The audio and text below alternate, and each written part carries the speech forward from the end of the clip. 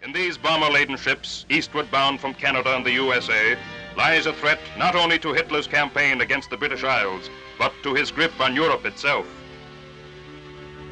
Today, the leaders of Germany well know that unless that sea supply line can be swiftly cut, all the triumphs of their armies will have been in vain. The U-boats lie in waiting, 4, 5, and 6 of them together, working in flotillas. Like wolves, they will stalk a convoy for days at a stretch, biding their time until the chance of wind and weather offers the fattest prize to their torpedoes.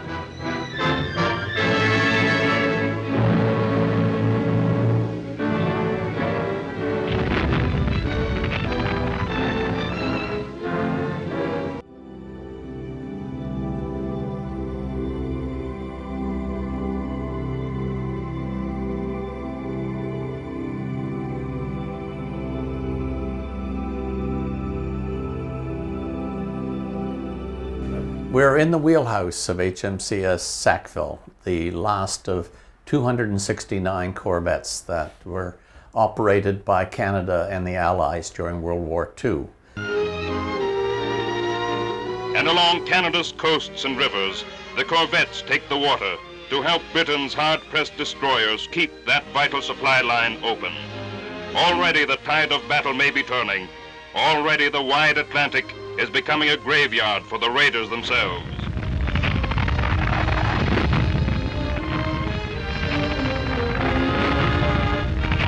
Say an action occurs at if you're on watch, you run from the oilkins, you'd run down to the depth charge throwers, and the light would flash, and you'd pull a fork.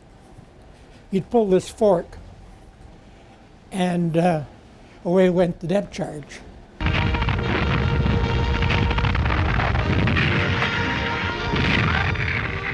Yet the final answer lies not alone in ships.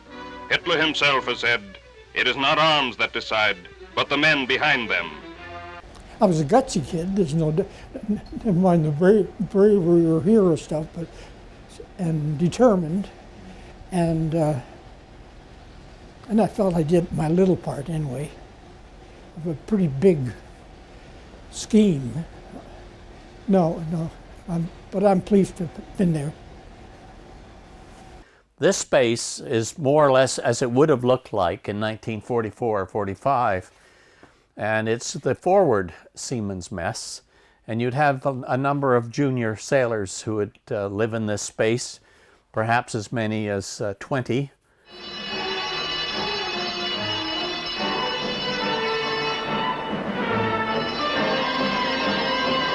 This is where they lived, and it would be a very wet area in the ship. They bounced around a lot at sea. The ship would be dipping and lifting and rolling at the same time, pretty much all at the same time. At best, life aboard ship was uncomfortable and monotonous, and in winter the story was often one of incredible hardship. This space would have been the officers' mess. Now it is the trustees' mess for everybody of all walks of life and all ranks. And the people you see assembled around, many of them are retired Navy, some of them come from other walks of life. There were some very key things that were part of Canada's war effort, and escorting those convoys and getting the materiel, the fuel, the ammunition, the bombers, the fighters, the tanks, and the men over to the UK and to Europe generally was the sort of thing that won the war for the Allies. If the country owed a debt to the men and ships of the Navy, it owed an equal debt to those who manned the great merchant fleets. Men of every nationality, they went quietly about their jobs, facing daily the prospect of ordeal by fire or water.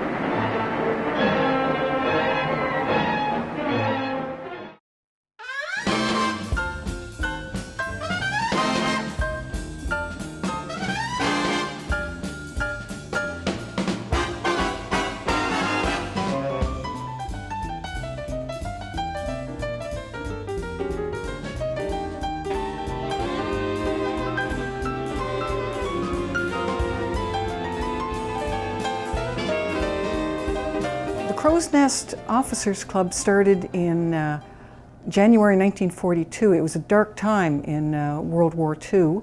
The war was not going well. Captain Rollo Mingy, he was a senior naval officer here in the wartime port, realized for the convoy system to work, the naval officers and the merchant officers had to have trust and confidence in each other, and they needed a venue to develop, to foster that relationship, to build that trust and confidence. Captain Mingy started the club with that in mind. Also, before post-traumatic stress syndrome was recognized as a legitimate condition the way it is today, he realized the importance of having a safe and secure environment where people who've had a shared difficult experience can talk it out. So this was a really special place in the war years for that purpose as well. Originally this was the loft of a warehouse. It was quickly converted into the Seagoing Officers Club. Not the Naval Officers Club, not the Merchant Officers Club, but the Seagoing Officers Club. So you could be a naval officer in St. John's, but if you were the legal officer up on the base, this wasn't your club, unless you had a berth in a seagoing Allied ship or a merchant ship in the Battle of the Atlantic. When Captain Mingy opened this club and allowed ships to present something to represent the ship in the club here, each ship would be given 2 foot by 2 foot of wall space to leave their mark. So that's where all this gun shield graffiti started. And most of it is a play on the name of the captain or the name of the ship, the role the ship had during the war, some incident from its wartime activity. You'll see several of the ships rammed German U-boats, and there's HMCS Moose Jaw has a U-boat up in the antlers, and it representing the story of how they rammed a U-boat. Most of this art was painted, in fact all of it was painted by the crews of the ships. Some of it though is clearly a step above amateur art. HMCS Saint Laurent is a very busy one, and I think that was probably a professional artist in the crew who did that one. This is the periscope from the German U-boat U-190 that surrendered down the coast here at Bay Bulls at the end of the war. The U-190 was responsible for the sinking of HMCS Sackville, the last Canadian ship, last Canadian naval unit, sunk lost in World War II. And it was torpedoed in the approaches to Halifax Harbour in late April 1945. At the end of the war, the club closed briefly, but then it reopened as an all-services officers club. But we try to maintain the wartime atmosphere, keep it a time capsule of the Battle of the Atlantic years.